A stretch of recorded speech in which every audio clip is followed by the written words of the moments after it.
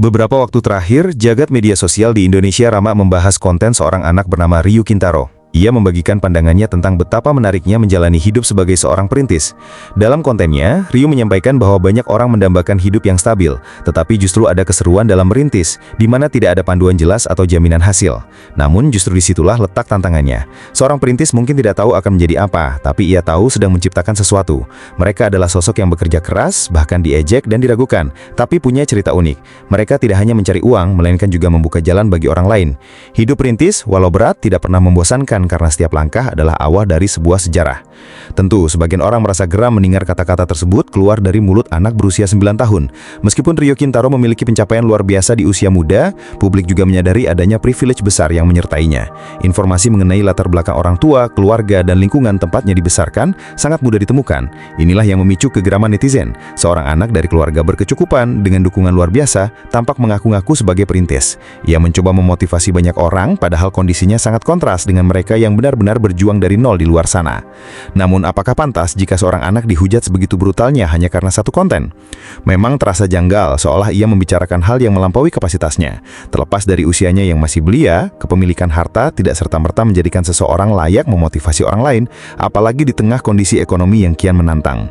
Banyak PHK terjadi, sarjana sulit mencari kerja, dan orang-orang harus mencari nafkah tambahan hanya untuk bertahan hidup. Dalam situasi sulit seperti ini, publik sudah muak dengan motivator yang terkesan meromantisasi penderitaan. Era motivator yang sering mengagungkan pilihan hidup sulit mungkin sudah berakhir, sebab tanpa disuruh, banyak orang sudah menjadi perintis karena tidak punya pilihan lain. Mereka sudah dihadapkan pada resiko dalam hidupnya, sehingga motivasi yang meromantisasi kesulitan hidup terasa kosong. Meski konten tersebut memicu perdebatan, penting ingat bahwa Ryu Kintaro masih berusia 9 tahun.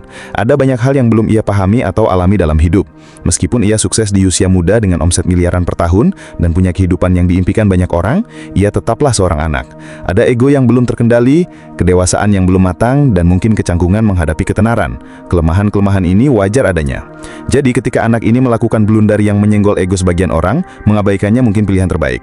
Ryu mungkin keliru dalam perkataannya, tapi mereka yang menghujatnya secara brutal di media sosial jauh lebih salah. Sebagai individu dewasa, seharusnya ada kontrol diri yang lebih baik. Memang terasa kesal melihat konten semacam itu. Berpikir, anak kemarin sore kok sudah mengajarkan hidup.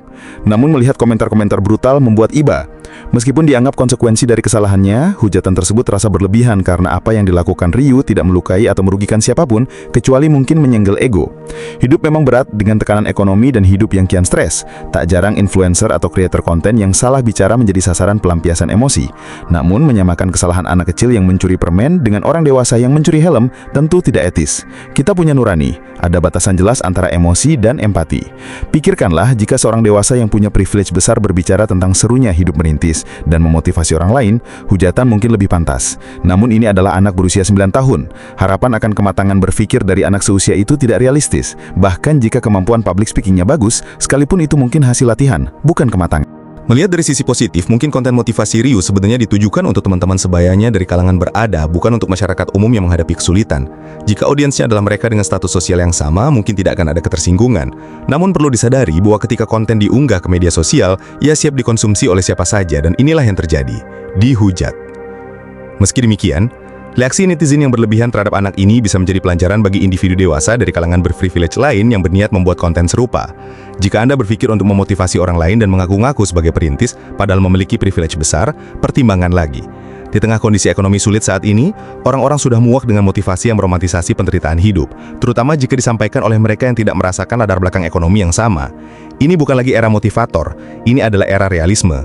Orang-orang tidak lagi butuh dorongan untuk mengambil resiko. Mampu hidup tenang di kelas menengah saja sudah merupakan privilege luar biasa saat ini. Jika di tengah kenyamanan itu, seseorang justru memotivasi omong kosong seperti ayo keluar dari zona nyaman, jadi perintis itu seru, atau jangan mau membangun mimpi orang lain, bersiaplah menjadi sasaran kemarahan publik.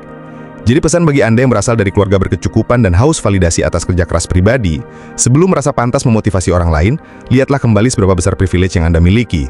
Jika Anda bisa gagal berkali-kali namun selalu bisa pulang ke rumah, makan teratur tanpa khawatir, itu artinya Anda tidak pantas mengajar atau memotivasi orang lain. Anda tidak layak melabeli diri sebagai motivator sukses yang berjuang keras. Di luar sana, banyak orang terpaksa mengubur mimpinya karena keadaan. Mereka yang gagal sekali saja mungkin besoknya sudah tidak bisa makan atau membayar tempat tinggal. Mereka tidak punya kemewahan untuk gagal berulang kali seperti Anda.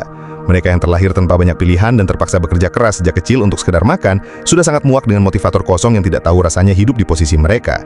Berhati-hatilah dalam berbicara. Lebih baik diam dan nikmati kemewahan hidup Anda, daripada banyak bicara namun justru dihujat dan kehilangan rasa hormat.